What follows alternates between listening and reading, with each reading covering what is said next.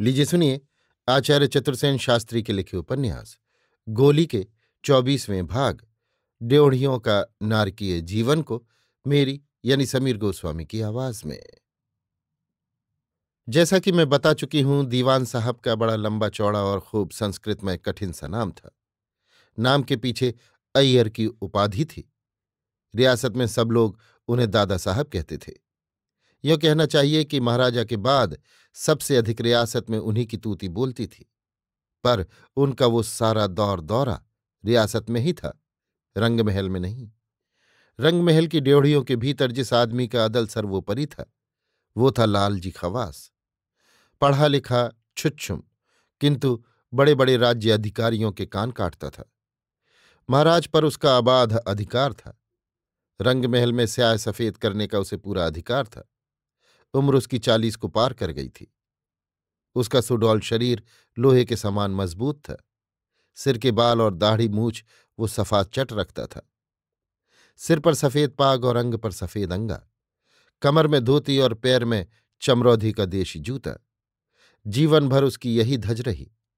रंगमहल में भीतर बाहर आने जाने की उसे कहीं रोक टोक नहीं थी। रानियों से लेकर अदना बांदियां तक उसके कृपा कटाक्ष की मोहताज रहती थीं। कोई भी काम हो, कठिन या आसान, उसे वो व्यक्ति चुटकियों में पूरा कर डालता था, बशर्ते कि उसकी मुट्ठी अच्छी तरह गर्म कर दी जाए। उसमें बहुत गुण थे, बहुत शक्ति थी।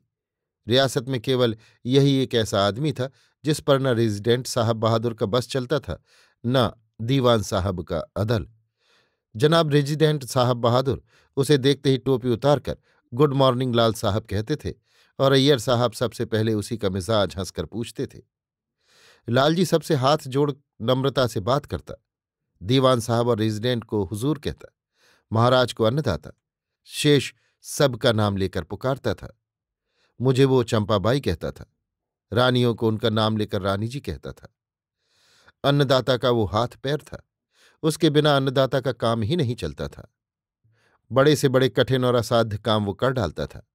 वो कभी धैर्यच्युत नहीं होता था, कभी साहस नहीं खोता था। जनाब रेजिडेंट साहब बहादुर का पारा जब गर्म होता था और महाराज भी जब उनके पास जाने का साहस नहीं कर सकते थे, अथवा दीवान साहब जब किसी बात पर अड़ जाते थे और महाराजा धीराज और उनके बीच कोई उलझन आ अटकती थी, तब लालजी खवास का ही ये दमखम था कि वो उस मुश्किल को आसान करे। उत्सवों और जलसों का, नाच मुजरों का, शिकार का, दावतों का सारा प्रबंध लालजी ही करता। इसी से नाच मुजरे वाले रंडी भड़ुए, कलावंत और दूसरे सब गरजू लोग पहले उसी के तलुए सहलाते थे। जब उसकी मुट्ठी गर्म हो जाती थी, तभी उनकी महाराज तक रसाई होती थी। जब लाट साहब का दरबार होता या दशहरे का दरबार जुड़ता या महाराज की वर्षगांठ होती, तब लालजी महाराज के पार्श्व भाग में गंभीर मुद्रा में खड़ा होता। नजरें गुजारी जाती और नजर में आए रुपयों और अशर्फियों को लालजी सहेजता जाता। कौन उनकी गिनती करता था, कौन हिसाब किताब रखता था, कौन देखभाल करता था, लालजी ही उनका सर्वेसर्वा था। वो जितना चाहता अपनी जेब में रखता और जितना चाहता खजाने में जमा करता। बहुधा तो ऐसा होता था कि उसके कृपापात्र उसी से रुपये अशर्फियां मांगकर महाराज को नजर देते। ये नजर भेंट भी बड़ी मजेदार चीज थी। महाराज सिर्फ अपने सेवकों की ही नजर कबूल करते थे, शेष जनों की नजर छूकर वापस कर देते थे। लालजी ही ये निर्णय करता था कि कौन कितनी नजर भेंट करे। लोगों के आने का अनुक्रम भी वही बनाता था।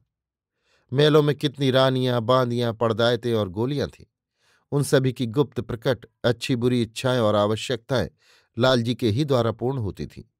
केवल उसकी मुट्ठी गर्म होनी चाहिए। अपनी सेवाओं की फीस लालजी रुपयों में नहीं, अशर्फियों में ही लेता था। रंगमहल का एक भाग ड्योढ़ी कहलाता था। ये महल के भीतर ही रंगमहल का एक पृथक हिस्सा था। रंगमहल के इस भाग को ऊंची दीवार बनाकर पृथक कर दिया गया था। वो ड्योढ़ी एक रहस्यपूर्ण स्थली थी। इसके भीतर लालजी ही का अबाध अधिकार था। मर्द के नाम से केवल लालजी खवास ही भीतर जा सकता था, दूसरा कोई नहीं। ड्योढ़ियों में 300 से अधिक स्त्रियां थीं। वहां की सभी बातें गुप्त रखी जाती थी। राज्य की 7 जात की औरतें वहां थीं। रियासत की जिस किसी सुंदर स्त्री पर महाराज की नजर पड़ जाए, वो ड्योढ़ियों में किसी न किसी भांति आ ही जाती थी। भले ही वो कुंवारी हो या विवाहिता, सधवा हो या विधवा। ब्राह्मण, ओसवाल, जैन और वैश्य लोग जो अपने को ऊंची जाति का कहते थे, उनमें अभी तक बाल विवाह का रिवाज है। उन दिनों तो बाल विवाह का ही राजस्थान में बोलबाला था। ये ऊंची जाति के लोग छोटी उम्र में लड़कियों का ब्याह तो कर देते थे, पर जब वे बाल विधवा हो जाती थी तब उनका फिर ब्याह नहीं हो सकता था। वे जीवन भर राण बनी बैठी रहती थीं। बहुधा वे अपढ़ होती थीं। राजस्थान में जब पुरुष ही 10% साक्षर नहीं, तब स्त्रियों की क्या बात। स्त्रियां तो 2% भी साक्षर नहीं थीं। अतः ये बाल विधवाएं बहुधा चरित्र भ्रष्टा हो जाती थी। कुछ तो इस कारण और कुछ चरित्र भ्रष्टा होने के भय से ही विधवाओं का घर में रहना संकट और कठिनाई की बात समझी जाती थी। विधवाएं न किसी विवाह समारोह में भाग ले सकती थीं, न सुहागनों के साथ हंस बोल सकती थीं, न अच्छा खा पहन सकती थीं। वे तो सदा विषाद की मूर्ति बनी घर में बैठी रहती थीं। स्वाभाविक था कि अपनी भाभियों और नंदों को हंसते बोलते और सज धज कर रहते देख वे कुढ़ती, कलह करती और रोती। इस प्रकार जिस घर में एक आध विधवा रहती, वो घर कलह, शोक और अशांति का अड्डा बन जाता था। फिर संयुक्त परिवार प्रथा, कहीं कहीं तो 3 4 या इससे भी अधिक विधवाएं एक ही घर में आ जुटती थीं। उनका जीवन में, गृहस्थी में, समाज में कोई उपयोग न था। वे सामाजिक जीवन की एक उलझन और मुसीबत बनी रहती थीं। इसी से लालजी ने ड्योढ़ियों की रचना करके अपनी रियासत की सब बड़ी जात वालों के लिए एक राहत की राह निकाली थी। जिसका जी चाहे वो लालजी से दरखास्त कर सकता था कि वो अपनी विधवा बहू या बेटी को ड्योढ़ियों में भेजना चाहता है। लालजी आकर लड़की को देखता था। यदि वो सुंदर और जवान हुई तो फिर सौदा पड़ता था। एक अच्छी रकम लालजी की जेब में जाती थी और तब ड्योढ़ियों से रथ आता था, जिस पर बैठकर वो अभागिन स्त्री सदा के लिए उस घर से विदा हो जाती थी, क्योंकि ड्योढ़ियों के भीतर कदम रखने के बाद कोई जीवित स्त्री बाहर नहीं आ सकती थी। ऐसा ही लालजी का अबाध शासन था। ड्योढ़ियों में इन स्त्रियों को नाचने गाने की शिक्षा दी जाती थी, अदब कायदे सिखाए जाते थे और अवसर आने पर उन्हें महाराजाधिराज की अंकशायनी बनाया जाता था। किसी किसी को केवल एक बार ही जीवन में ये सौभाग्य मिलता था। महाराजाधिराज जब अपने निजी शयन कक्ष में सोते थे, तब ड्योढ़ियों की इन अंतःवासिनियों को बारी बारी से महाराज की चरण सेवा में भेजा जाता था।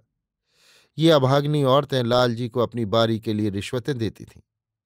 कभी कभी तो एक रात की बारी के लिए उन्हें अपना सर्वस्व, यहां तक कि अपना एक आध गहना भी दे डालना पड़ता था, जिसे लालजी निर्विकार स्वीकार कर लेता था और उस अभागिनी का नाम उस रात की अंकशायनी स्त्रियों में आ जाता था। इन स्त्रियों को राजा के शयनागार में बहुधा अति कुत्सित वातावरण का सामना करना पड़ता था। राजा शराब में बदहवास होकर बहुधा बेहोश पड़े रहते, या कै करते रहते, या गाली गुफ्ता बकते, या मारपीट करते थे। खुश होने पर रुपए अशर्फी जेवर बरसाते थे, जो कभी न कभी लालजी की जेब में पहुंच ही जाते थे। ड्योढ़ियों में इन स्त्रियों की दशा कैदियों के समान होती थी। उन्हें रूखा सूखा खाना मिलता, साल में केवल 2 जोड़ा वस्त्र मिलता। महाराज के पास जाने के समय जो पोशाक और गहने दिए जाते थे, वे सब उधार होते थे। वापस आने पर वे तुरंत उतार लिए जाते थे, जो दूसरे दिन दूसरी औरतों के काम आते थे। ऐसा ही नारकीय जीवन ड्योढ़ियों का था। बहुधा औरतें अफीम या अन्य विष खाकर मरती रहती थीं। ऐसी अपमृत्यु की घटनाएं तो यहां साधारण ही समझी जाती थीं। इस प्रकार मरने वालियों को चुपचाप ठिकाने लगाने की विद्या में लालजी और उसके इसी काम के लिए नियुक्त दूत बहुत दक्ष थे। केवल यही बात न थी कि ऐसी स्त्रियां ही ड्योढ़ियों में आती हों। महाराज की नजर किसी बड़े घर की बहू बेटी पर पड़ गई तो महाराज के संकेत से, और लालजी की नजर पड़ गई तो बढ़िया माल महाराज को भेंट करने की नीयत से लालजी गुप्त रूप से उस लड़की को उड़ा लाता था, जिस पर थोड़ा बाबिला मचकर रह जाता था, क्योंकि वो स्त्री कहाँ गई इसका पता लगाना असंभव होता था। न पुलिस न राज्य का कोई विभाग इस मामले में दिलचस्पी दिखाता था, क्योंकि सभी जानते थे कि ये घटना ड्योढ़ियों से संबंधित है। ऐसे उपहार को पाकर महाराज प्रसन्न होकर लालजी को इनाम इकराम देते थे। यही कारण था कि लालजी महाराज की नाक का बाल बना हुआ था।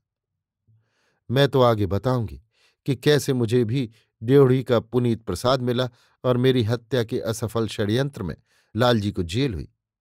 पीछे महाराज की मृत्यु के बाद लालजी की सब जोत खत्म हो गई। ड्योढ़ियां खोल दी गईं, औरतें बाहर कर दी गईं और लालजी के घर से 2 करोड़ रुपयों की मुहर, अशर्फी और जवाहरात बरामद हुए।